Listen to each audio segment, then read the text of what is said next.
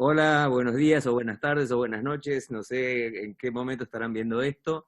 Soy Alberto Levi, como saben, soy Chief International Consulting Officer de SFI, Santa Fe Associates International, pero además esta es una serie de videos en Zoom que estamos haciendo estoy haciendo como director del CEADE, Centro de Altos Estudios en Dinámica Empresarial, y estamos viendo fundamentalmente casos de sectores importantes de toda la economía global, y especialmente con gente de primerísima que respeto no solamente como profesionales, sino, como digo siempre, como seres humanos, como gente de absolutamente de primera. Hoy es 11 de mayo de 2020, estamos en plena pandemia.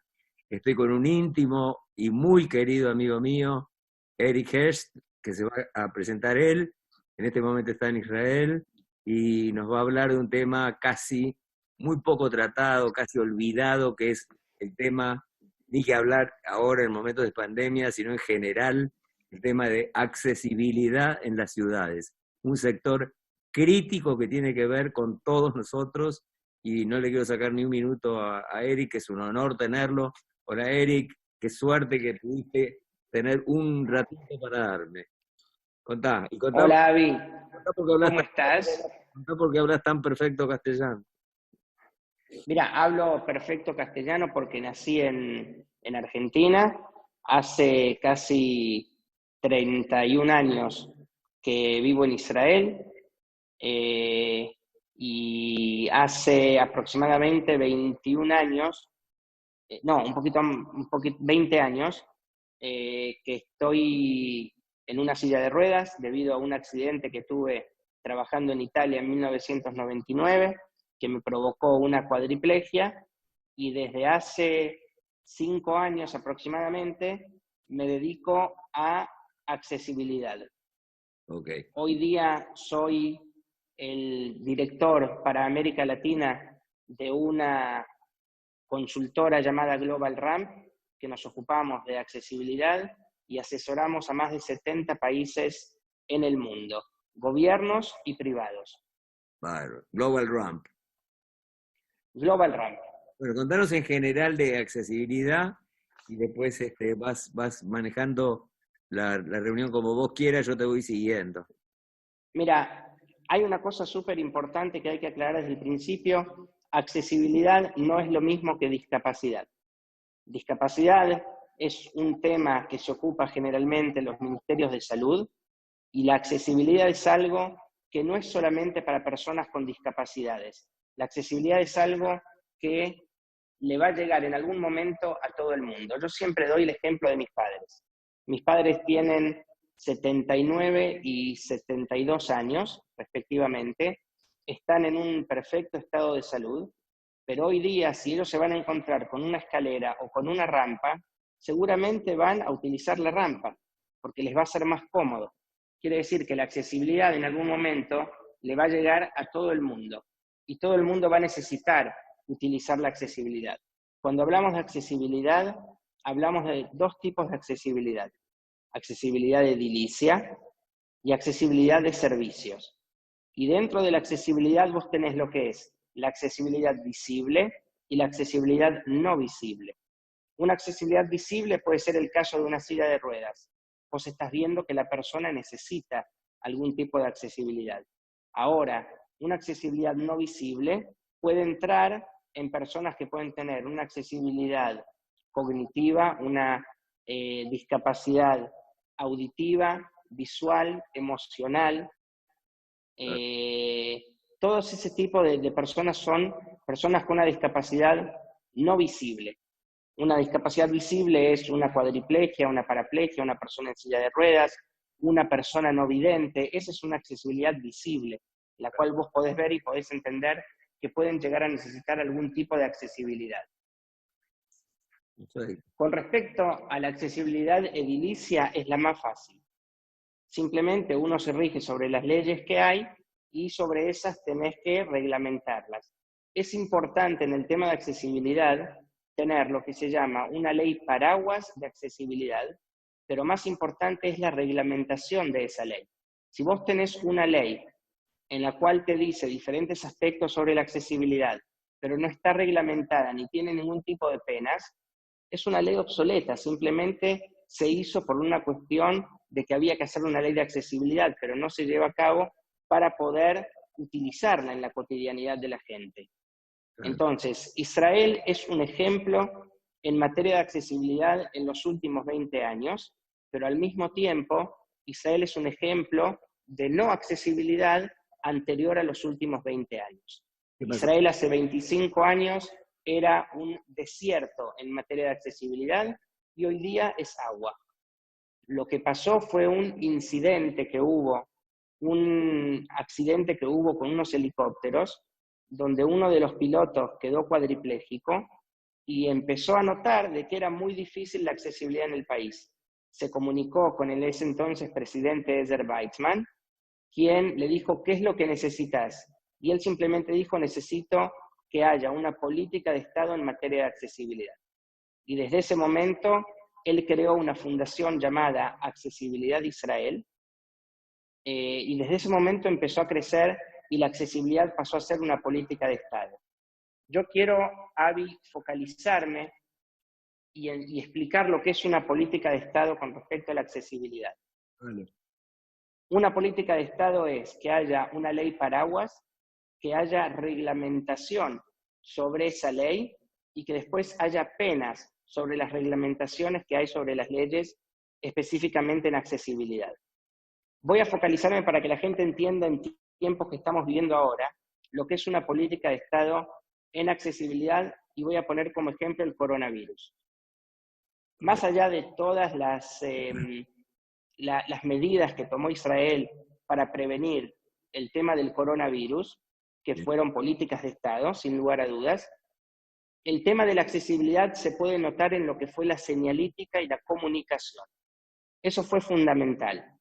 Nosotros trabajamos Global Ramp junto con la Fundación Accesibilidad de Israel, codo a codo con el Ministerio de Salud y la Oficina del Primer Ministro en todo lo que fue la comunicación. ¿A qué me refiero? Que cada publicidad que salía en televisión tenía que ser una publicidad accesible. Eso quiere decir los colores en los cuales se mostraban los diagramas sobre lo que había que hacer, las letras, la explicación, la forma en la cual se decía contemplaba que todos los diferentes tipos de discapacidades estén incluidos y las personas lo puedan entender. Lengua de señas fue fundamental en cada una de las entrevistas que hizo el primer ministro, sus ministros y sobre todo el Ministerio de Salud. Eso fue una cosa de base. Al mismo tiempo se implementaron protocolos y manuales de procedimientos para los prestadores de servicios y las fuerzas del orden que tenían que controlar que la gente respete las indicaciones del Ministerio de Salud. Esto con respecto al coronavirus en cuanto a accesibilidad. Exactamente. Más allá de eso... Así que en esa posición estás mejor. Ok. Estás perfecto. Ok. Más allá de eso, el tema de que Israel sea un país accesible en materia edilicia y en accesibilidad de servicio, la accesibilidad de servicio es los prestadores de servicio. Es decir, que una persona, por ejemplo, una persona que trabaja en un banco, en una municipalidad, en el correo, acá recibe protocolos y manuales de procedimientos de cómo tratar a personas con discapacidades, más allá de que pasan cursos y cada empresa pública o privada tiene que tener lo que se llama un responsable de accesibilidad, sea para atención al público, sea para atención telefónica o para cualquier trámite que una persona tiene que hacer. Y te decía, el hecho de que en la accesibilidad edilicia Israel es un país que estuvo preparado, también está ayudando ahora en lo que es la salida de la cuarentena. Quiere decir, los espacios son accesibles también en materia de, en un negocio vos tenés vestidores accesibles o tenés corredores accesibles, por lo cual te permite que podés controlar la cantidad de gente que entra, cómo se mueve y la distribución que haces dentro del local en estos momentos que está restringida la cantidad de personas que puede entrar en cada uno de ellos. Claro. Entonces, todas estas cosas a las cuales Israel ya venía preparado en materia de accesibilidad, hicieron también que se pueda mover de manera diferente a otros países que quizás no están muy preparados. Yo te voy a poner un ejemplo. Cada una de las aplicaciones que el gobierno sacó acá para ayudar a la gente durante la cuarentena o a salir de la cuarentena son aplicaciones accesibles. ¿Qué significa una aplicación accesible? Lo mismo que una página web accesible. Cuando vos entras a la misma, vas a encontrar el icono de una silla de ruedas, vos vas a poder clicar ahí y ese icono te va a abrir lo que nosotros llamamos un parche, y en ese parche vas a tener, desde que te lea la página en forma vocal, contraste de colores, contraste de grises, tamaño de la fuente, para que cualquier persona que tiene una discapacidad, desde auditiva, motriz o visual, cognitiva o emocional, pueda utilizar esa aplicación y pueda utilizar esa página. A medida. Están hechas a medidas y no solamente porque es una conciencia nacional, sino que están hechas a medida por una cuestión de ley. Acá hay una ley de accesibilidad, en la cual está la ley de accesibilidad web y está la ley de accesibilidad edilicia y de servicios, en lo cual hay que respetarla. Esta ley se implementó a lo largo de 3 años, donde se le dio tiempo a todo el mundo que haga accesible sus negocios durante 3 años, se cobraron multas, por supuesto, y luego de esos 3 años, simplemente quien no cumple la ley no puede estar dentro de este circuito. ¿Pero qué pasa? ¿Le cierran el negocio? Si es una librería. Muchos negocios, no, porque la ley contempla cada caso en particular. Depende del metraje del negocio, depende cuál sea la ocupación. El gobierno no salió a hacer una casa de brujas a cerrar negocios, sino que simplemente trató de que se adapten a la accesibilidad la mayor cantidad de negocios posibles.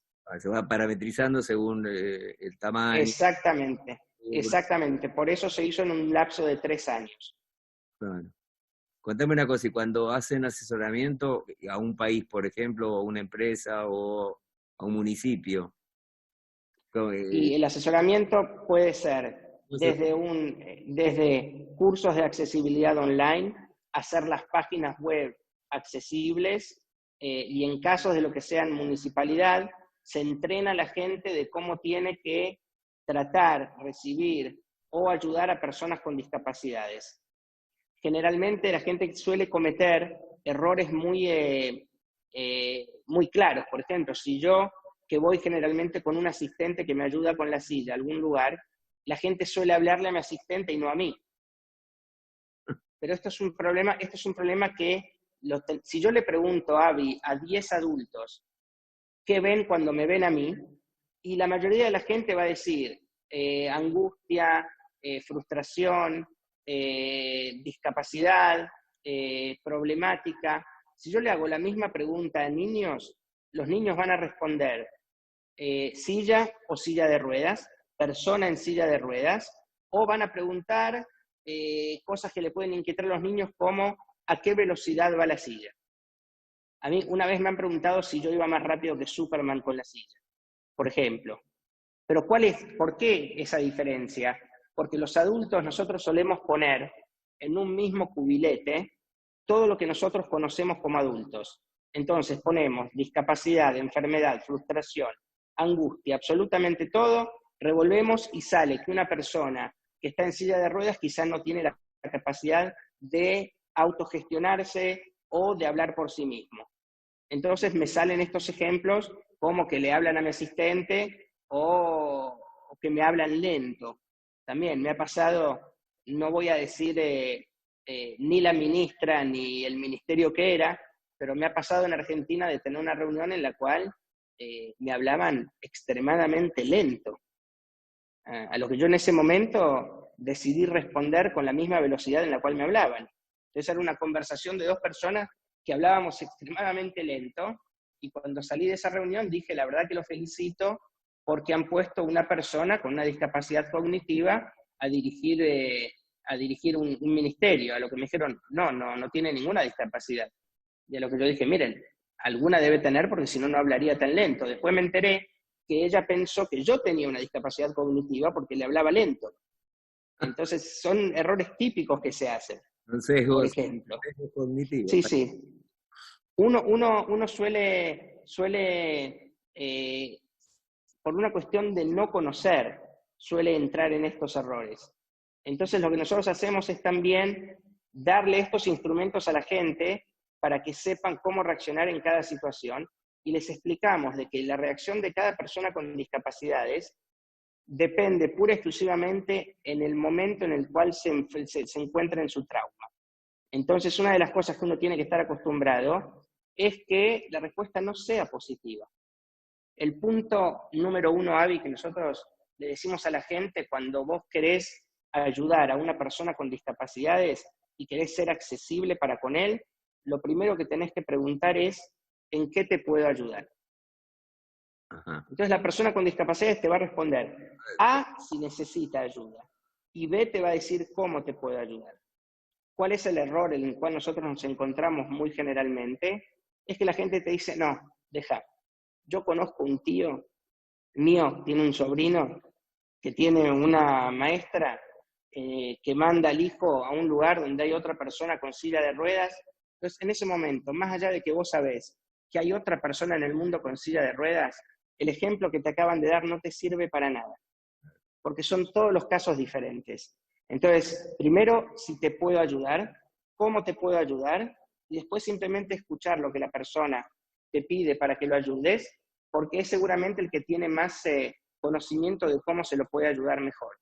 Ahora una cosa, Y no enojarse. me imagino. Escúchame, además no te imagino a vos enojándote con nadie, pero una cosa, hay casos eh, que seguramente uno ya con entender lo que es una silla de ruedas y mucha gente ni se da cuenta los desarrollos que hay en silla de ruedas, pero me imagino que debe haber además de silla de ruedas un montón de aparatos y sistemas y procesos y hasta cosas con nivel de tecnología bastante evolucionados y sofisticados. ¿Por qué no contás un poco? Mira, nosotros tenemos varios proyectos en los cuales trabajamos. Te voy a contar dos que son para mí de lo mejor que hay. Sí. Uno es una aplicación que acá lo ha implementado toda la cadena McDonald's, que es un GPS para personas con una discapacidad visual, en la cual el teléfono se conecta al local. Entonces, en ese momento, en el teléfono o en el auricular, le dicen y le empieza a llegar al oído un GPS vocal sobre la disposición del local. ¿Cuántos pasos tiene que hacer hasta llegar a las cajas? ¿Cuál es la caja accesible? Le dicen el menú accesible, le dicen dónde están los baños. Todo eso es un GPS vocal que hoy día lo está utilizando la cadena McDonald's, por ejemplo. Otra aplicación que nosotros utilizamos muchísimo en el mundo se llama A-Check. A-Check es una aplicación en la cual no hace falta que yo físicamente esté en un lugar para transformarlo en accesible, sino que simplemente con el A-Check yo a través de los planos o a través de imágenes puedo devolverle al cliente o a quien lo esté necesitando cómo tendría que ser accesible ese lugar. Eso mismo lo tenemos en forma virtual, en una aplicación en la cual con un visor virtual, creo que es VR, se llaman, que uno pone el teléfono ahí y simplemente con ver un lugar, uno clicando con los ojos, le va a aparecer la misma imagen, pero cómo tendría que ser accesible, dónde tendrían que estar las rampas, absolutamente todo. A esto le podés sumar otra, en tecnología, hay unos anteojos de Orcam que lo que permiten es que una persona no vidente simplemente, esos anteojos tienen una cámara que le pueden ir leyendo el texto de un libro, le pueden mostrar un billete, le pueden mostrar cuántas personas hay alrededor, quiénes son esas personas. No hay límite para lo que la tecnología hoy día puede hacer en materia de accesibilidad. Estos son algunos ejemplos, pero no hay realmente límite. Yo me estaba acordando que estaban desarrollando un proceso por el cual había como un reemplazo a las sillas de ruedas y que te permitía, no sé si con una cuadriplegia, pero sí en algunos casos un poco, no sé, no me acuerdo, vos me lo habías contado allá. Vos estás hablando de un aparato llamado ReWalk. Reebok. ReWalk es un aparato que hoy día lo pueden utilizar personas con una paraplegia, porque necesitas la utilización del tronco y de los músculos de los brazos, en el cual es un exoesqueleto, que eso se conecta a la persona y con eso uno se puede parar, dar pasos. Hay uno de los que fueron los primeros modelos del ReWalk, pudo hacer en Israel una de las maratones que se hacen acá, pudo hacer los últimos 400 metros y eso fue algo muy emocionante. La misma persona, y esto es importante en materia de accesibilidad, la accesibilidad tiene como fundamentación hacer accesible para la sociedad, no para uno mismo. Entonces, la persona que inventó el ReWalk es una persona con una cuadriplegia, que nunca va a poder utilizar ese aparato. Pero él, o sea, lo inventó para que los demás lo puedan utilizar. Y eso es una de las bases de la accesibilidad. Yo no hago la accesibilidad para mí, yo hago la accesibilidad para la sociedad. Y el otro punto que uno tiene que tener bien presente es que la accesibilidad cuesta, pero la accesibilidad le tiene que costar a la sociedad. Tiene que ser una política de Estado, pero le tiene que costar a la sociedad también. La sociedad tiene que hacer un clic y pasar a ser accesible. No es algo que se hace fácil, no es algo que se hace en poco tiempo, es algo que lleva mucho tiempo, pero hay que empezar. Y es más, la accesibilidad se logra mejor del sector privado hacia el público que desde el Estado hacia la sociedad. El público tiene que empezar a ser accesible para que el Estado tome políticas de accesibilidad. Vos estás diciendo que esto es un cambio cultural en la sociedad, un cambio, un clic a otro paradigma. Estar consciente. Es un cambio totalmente cultural de la sociedad. O sea, eso es un cambio cultural. Ahora, mucha gente no se da cuenta que la discapacidad cognitiva puede ser también enfocada desde accesibilidad. ¿Por qué no profundizas un poco en esto? Mira, la discapacidad, cuando yo hablo de discapacidad cognitiva, estoy poniendo dentro, en Argentina muchos lo denominan una discapacidad mental. Está dentro de lo que es cognitivo, todo lo que está relacionado con la mente está dentro de lo cognitivo, y eso puede ser desde el síndrome de Down, esto puede ser también desde una parálisis cerebral, absolutamente nosotros lo incluimos dentro. La discapacidad cognitiva es una de las discapacidades que más se pueden encontrar, es menos visible que el resto de las discapacidades, pero es una de las que más difícil es de tratar, pero al mismo tiempo donde más cosas hay para que se pueda tratar. Ahora, dentro de lo que nosotros también incluimos en lo que son las personas con discapacidades, es los adultos mayores. En Israel, los adultos mayores son parte del porcentaje de personas con discapacidades. O sea, generalmente los países suelen tener entre un 12 a un 17% de personas con discapacidades. En Israel nosotros incluimos a los adultos mayores. Por una cuestión simple, el día de mañana todos vamos a necesitar de la accesibilidad. Claro, absolutamente para todos. Llegamos a una edad que necesitamos sí o sí cosas que hoy por ahí ni te imaginas. Exactamente, Ahora, exactamente. Yendo a aplicaciones un poco más, qué sé yo, que en lugar de despertarte toda esta cosa emocional por ahí, no te digo negativa, pero que te hace preocupar. Hay cosas que a mí me emocionaron de ver, por ejemplo, en la playa, cómo cambiás de silla de rueda y vos podés llegar al mar. Bueno, pero eso también es lo que hablamos antes, política de Estado más innovación. O sea, Israel es un país que hace mucha innovación física y mental. Entonces, acá todas las playas tienen que tener una silla de mar. Una silla de mar es donde vos te podés sentar en esa silla y con ella entrar al mar y autogestionarte. Pero No es lo mismo O llegás primero. No es lo mismo. Yo llego primero en mi silla, le pido al bañero la silla de mar, me la da, yo me paso la silla de mar y desde esa silla yo me puedo gestionar solo. No es lo mismo autogestionarse que me lleven hasta la orilla del mar y me pasen a una silla y me entren al mar. La accesibilidad es poder llegar del punto A al punto B con la mayor autonomía posible.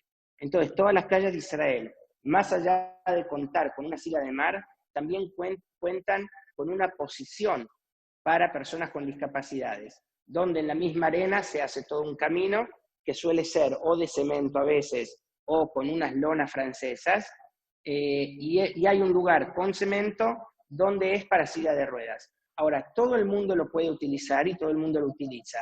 Cuando llega una persona con silla de ruedas, se cede el lugar, sin chistar ni protestar, entendiendo la situación. ¿Qué otro ejemplo tenés así? Por ejemplo, en un avión. Avión es problemático. Los aviones son problemáticos. La mayoría de las compañías no tienen hoy día, en mi opinión, buenos protocolos para personas con silla de ruedas. Para empezar, hay un tema que es principal, y es el tema que la silla o los bastones o lo que sea son las piernas de esa persona. Entonces, el cuidado al que hay que darle es superior a cualquier otra cosa.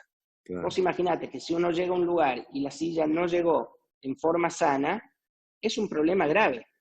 Es un problema grave porque hay muchas sillas que son tecnológicas y no tienen reparación en todos los lugares del mundo. La misma persona que hace una silla a medida, no se la van a poder arreglar tal y cual en cualquier otro lugar. Entonces, para mí tendría que haber una disposición diferente a cómo se envían las sillas de ruedas en los aviones. ¿En general en todas las líneas o el AL ya lo tiene previsto esto? No, en general todas las líneas tienen ese mismo problema. El AL ha pasado con nosotros un curso de capacitación. Entonces son diferentes las sillas con las cuales te vienen a buscar. Según cada patología hay una silla diferente. Pero otra vez, estamos hablando de una compañía que ha decidido ser extremadamente accesible. El AL, yo nunca he tenido ningún problema viajando con el AL. Con otras compañías he tenido. Mira, yo te puedo contar de diferentes compañías en las cuales te hacen, o diferentes aeropuertos donde te hacen problema por la batería de la silla. O sea, y hoy día la mayoría de las sillas tienen su aplicación, tienen el modo avión. Entonces, si la aplicación ya viene con eso, es evidente de que está preparada para volar. Entonces, las compañías mismas tendrían que pasar diferentes protocolos en accesibilidad aérea. Qué bárbaro. Esto, ¿sabes cómo se resuelve? De una forma muy fácil. Si dentro del aeropuerto hay un responsable de accesibilidad, es la persona que sabe del tema y puede interactuar con todas las compañías aéreas, porque se rigen bajo un protocolo para el aeropuerto. Claro, que le puede servir a todas. Exactamente.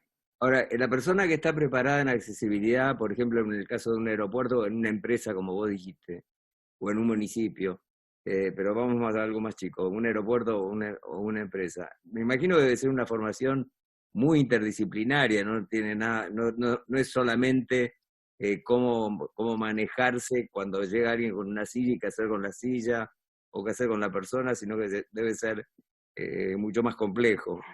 Te doy un ejemplo para que se entienda lo que son.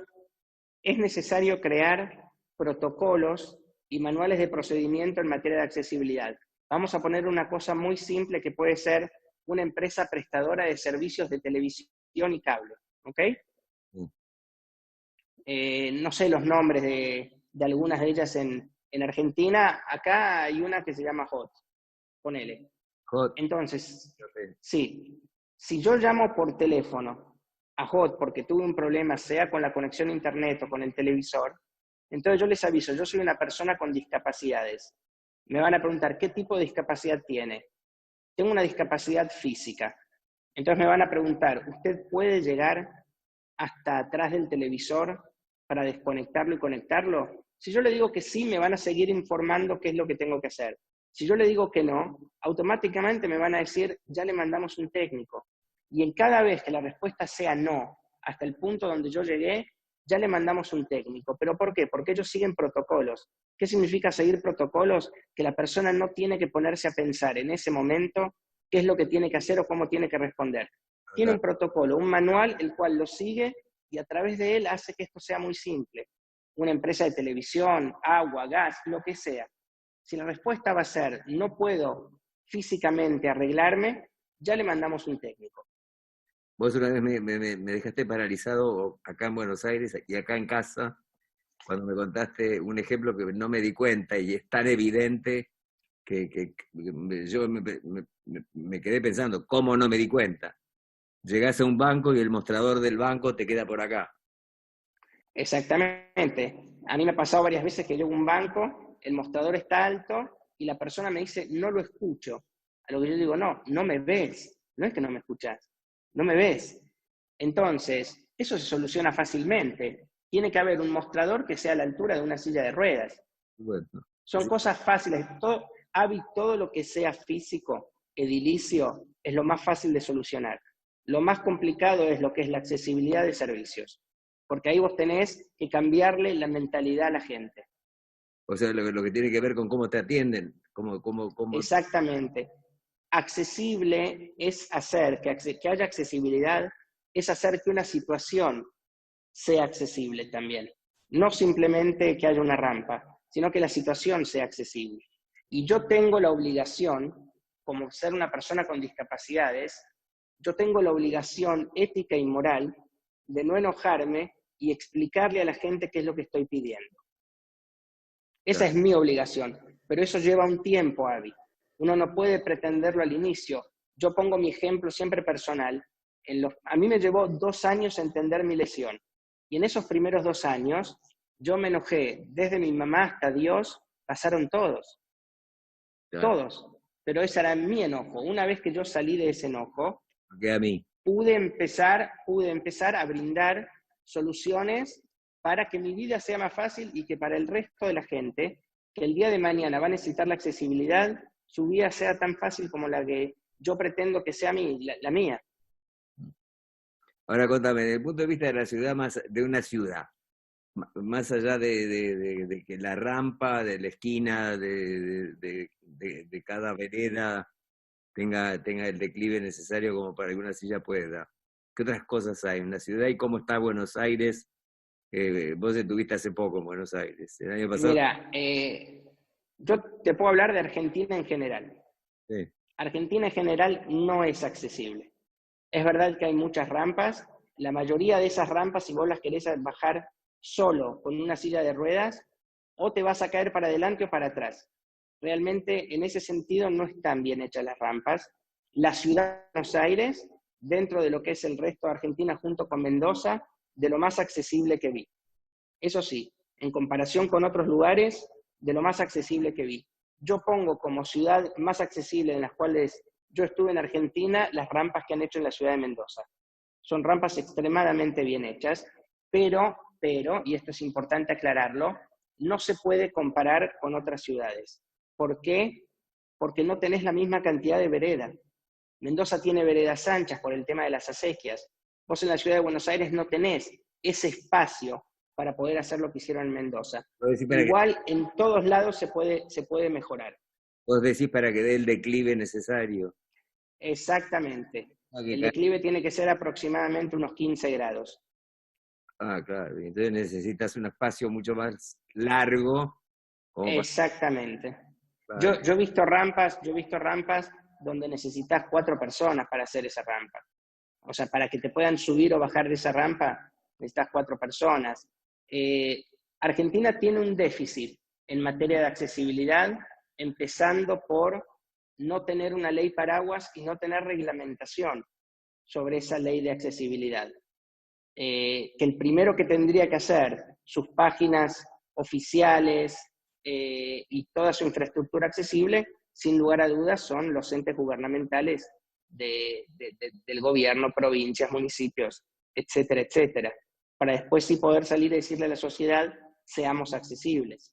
Ahora, más allá de las ciudades de Israel, ¿qué ciudad paradigmática es el el modelo... El paraíso, Sí, para mí el paraíso de una silla de ruedas es Singapur y ajá. después Berlín. Primero Singapur, Las ciudades canadienses son accesibles también, pero el lugar más accesible del mundo en el cual yo he estado, sin lugar a dudas, es Singapur. contame, pero además de la rampa de la esquina, ¿qué otra cosa eh, así visible para los no que... La rampa es algo que me sirve a mí. Tiene un sistema de GPS para las personas con una discapacidad visual. Tiene una señalítica muy buena para las personas con una discapacidad auditiva. No, Es realmente muy accesible. este es Singapur. Singapur es realmente muy, muy bueno. Señalítica es una parte fundamental de la accesibilidad. Que uno pueda tener buenas señales, que uno pueda leer algo y entenderlo, que sean claros los carteles. La nomenclatura. Exactamente, es algo fundamental. El fondo de las letras, los colores, los contrastes, fundamental. Y Singapur es fabuloso. Y luego Berlín. Berlín es también muy accesible. Y yo tengo que decir que dentro de la mayoría de los países que yo he estado, yo considero que Israel está dentro de los 3 países o 4 del mundo más accesibles. Lo que te va a sorprender es la pregunta que yo te hago a vos. ¿Cuál pensás que es el país más accesible de Sudamérica? Ni idea. Brasil. ¿Por qué? Brasil. Pues lo tiene tan desarrollado. Brasil lo tiene muy desarrollado. Pero, por ejemplo, ¿qué ciudad? Río de Janeiro, por ejemplo. Vos pensás que el Pau de Azúcar de Río de Janeiro, Sí. en un espacio de 2,5 pisos, casi 3, tiene 11 ascensores para que vos puedas llegar a todos los puntos con una silla de ruedas. Ahora, escucha, esto me hiciste acordar porque yo pensé que cómo haces con una ciudad como San Pablo, con una topografía tan ondulada y todo eso. Pero, por ejemplo, me imagino que es mucho más difícil hacer accesible 100% a Jerusalén, que es así, que a Tel Aviv, que es plana. ¿Tiene que ver algo eso? Obvio que tiene que ver, obvio que tiene que ver. La accesibilidad tiene que mantener, por supuesto, todo lo que es la arquitectura histórica de una ciudad. Es posible hacer accesible una ciudad. Jerusalén es completamente accesible. A pesar de... A pesar de todo es accesible. Hay lugares donde vas a tener muchas escaleras y no vas a poder ir por ese lugar, pero se ha hecho un trayecto paralelo para que vos puedas llegar al mismo lugar. Ejemplo, el Santo Sepulcro. El Santo Sepulcro, por lo que es la entrada de la puerta de Jafo, de Jaffa, y bajar las escaleras, no lo podés hacer, pero alrededor sí hay todo un trayecto donde vas a demorar una media hora, pero vas a poder llegar con la silla de ruedas. Ahora, yo me imagino, por ejemplo, Por ejemplo. yo me imagino llegar al Cótel, al muro occidental, al muro de los lamentos, para que nos entienda. Eh, ahora se puede llegar por esa playa de ómnibus que hicieron nueva, ¿no?